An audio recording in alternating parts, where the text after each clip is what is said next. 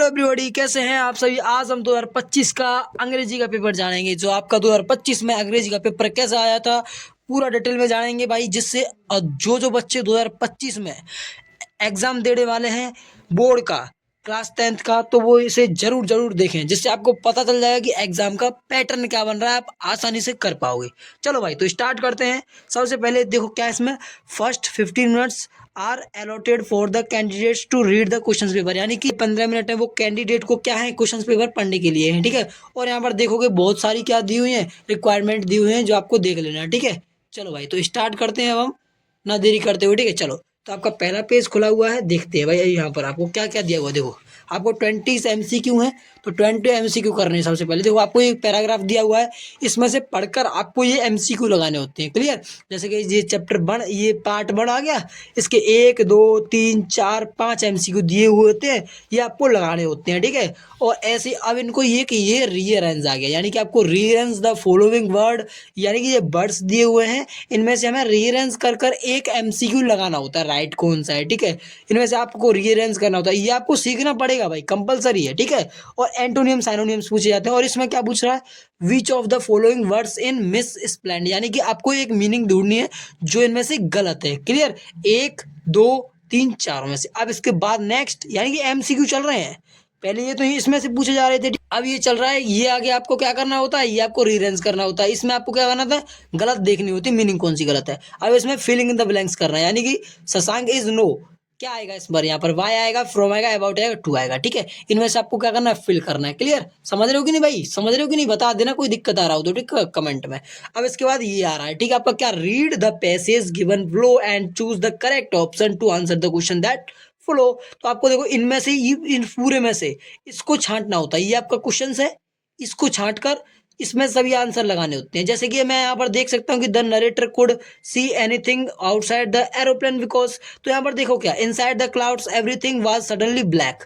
ठीक है, क्या एवरीथिंग, यहाँ पर देखो कि ये क्वेश्चन से रहा option, everything was suddenly black, तो आपका यही आंसर होगा। ऐसे आपको क्या होते हैं, आपको क्वेश्चन छांटने होते हैं। ठीक है, चलो भैया, तो आपको 9 से 10 तक इस पैराग्राफ में से पूछे जाएंगे, 1 से 3 तक इसी में बता देता पैराग्राफ में। ठीक है, चलो। अब 10 से लेकर 11 से लेकर 13 तक ये आपके आगे दिए हुए हैं। तो अब देखिए इन्हें सॉल्व करेंगे कैसे, देखो चलो भाई, इनको क्या करना है, इनमें क्या करना है देखो, जानते हैं। देखो इसमें क्या बोला, choose the correct option to answer the following questions. देखो इसमें क्या है, on that lovely autumn day I was, इसमें से आपको एक एक चीज लगानी होती है। 11 12 13 14 15 16, ऐसे आपके कितने को MCQ आते हैं भैया जी, इससे आपके 20 MCQ आते हैं। ठीक है जी, 20 MCQ करने के बाद आपकी आती है रीडिंग।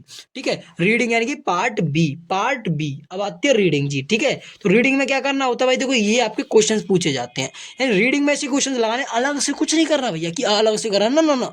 यानी आपसे पूछेगा, does one become great by following others, if not how can he because so, यानी इसमें से बिकम सो, यानी इसमें से क्वेश्चंस आपको आंसर में लिखना है, इसी में छाप के लिखना भैया, यानी कि ये कह सकते हैं हम। ठीक है, क्वेश्चन जो पूछेगा वो इसमें से पैराग्राफ में से बताना है, पैसेज में से, और आपको आंसर में लिखना है, किसमें, कॉपी में। ठीक है, और इसके बाद ऐसे ये सभी क्वेश्चन है, लेकिन ये जो लास्ट क्वेश्चन होगा वो इसी में से पूछेगा, क्या है, अलग होता है। देखो क्या बोल रहा है, which word in the passage is the opposite of calm, यानी कि इस पैसेज में कल्म का अपोजिट बताना है हमें। ठीक है जी, तो आपको अगर पता होगा तो बता देना, ऐसा एग्जाम में अलग आता है, डिफरेंस डी वाला है जो। ठीक है, समझ रहे हो कि नहीं। चलो भैया, अब आते हैं नेक्स्ट। देखो नेक्स्ट और क्या क्या आता है आपका, देखो अब आता है आपका राइटिंग भैया। राइटिंग में क्या करना होता है, आपको लेटर लिख लो, ये write a letter to your friend advising him to take part in cultural activities organised by the college.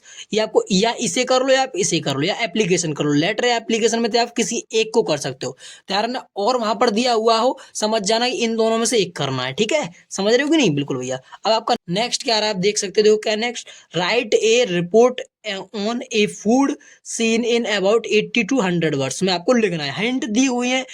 तो पहले क्या है, पहले right report a fluid seen in about 80 to 100 words, पहला ये यहाँ तक है। ठीक है, ये आपको हिंट्स दी हुई, इनमें से लिखना है। अगर आप इसके इच्छुक नहीं हो तो आप ये और में दिया हुआ है यहाँ से यहाँ तक, इसको भी लिख सकते हो, इसके बारे में लिख सकते हो। ठीक है, ये पब्लिक लाइब्रेरी है, उसमें क्या क्या होना चाहिए, stock of books, it's usefulness, ये सब चीज़ें आपको बतानी है इन्हीं के बारे में। ठीक है, अब ऐसे चौथा क्या आता है, इसी ग्रामर स्टार्ट हो गया। अब ग्रामर में क्या क्या पूछते हैं, देखो ग्रामर में आपको rewrite the following sentence by changing into indirect speech, ये आपको 2 नंबर का परमानेंट आता है, हर बार आता है भाई, क्या आपको इनडायरेक्ट स्पीच में चेंज करना है। और नेक्स्ट क्या आपका एक्टिव पॉसिव भी आते हैं, तो एक्टिव पैसिव भी आ गए, change the following into passive voice में, ये एक्टिव दिया हुआ है, डोंट मेक ए नॉइज, ये आपको पैसिव में चेंज करता है, ठीक है, पैसिव में चेंज करना। और एक पंचुएशन आता है, ठीक है, पंचुएट ये आ गया आपका, पंचुएट द फॉलोइंग, ठीक है। देखो ये आपको दिख रहा है, IMN MSc from the more college Allahabad, ये आपको क्या करना है, ये आपको किस में चेंज करना है, पंचकेट लगाना है, ठीक है, इसमें कोमा होमा लगाने होते वो।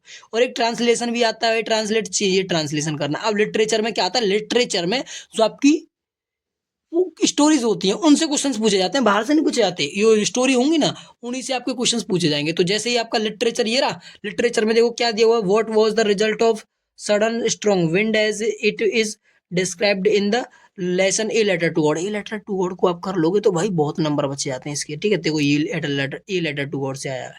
और देखो या आप इन दोनों में से ये कर लो, 3-3 नंबर के, ये 2 क्वेश्चन है, ये 4 दिए हुए हैं आपको, यानी कि एक को 2 ऑप्शन है, इन दोनों में से आप किसी को कर सकते हैं, इन दोनों में से आप किसी एक को कर सकते हैं। और देखो ये आ गया बड़ा, यानी answer any one of the following in about 60 words, 4 number का भैया कोई सा कर सकते हो आप इनमें से, ठीक है, दोनों में से भी, यानी इनमें से दोनों में से एक करना है, ठीक है। ऐसे ही आपका यहाँ पर है, यानी देखो यानी ऑप्शंस आपको एक चीज आप नोट करो कि ऑप्शंस ज्यादा दिए और यानी कि आपके लिए बहुत फायदा है। ऐसे आप इन दोनों में से कोई एक कर लो, how does the fog come as it is described in the poem fog, ठीक है। या आप कोई 4 लाइन की कॉपी जो पोएम लिख लो जो आपके सिलेबस में हो, ठीक है, बुक में हो वही लिखनी है, ऐसा नहीं आप ट्विंकल ट्विंकल लिटिल स्टार लिख दो, वो चीज नहीं चलेगा जी, ठीक है। अब आपका लास्ट क्या बचा भैया, लास्ट बचा आपको एक सेंट्रल आइडिया, भाई मैं बताऊं आपको 100% अमंडा याद करना, अमंडा, ये भाई 100% आ ही जाता है, इस बार भी आया है।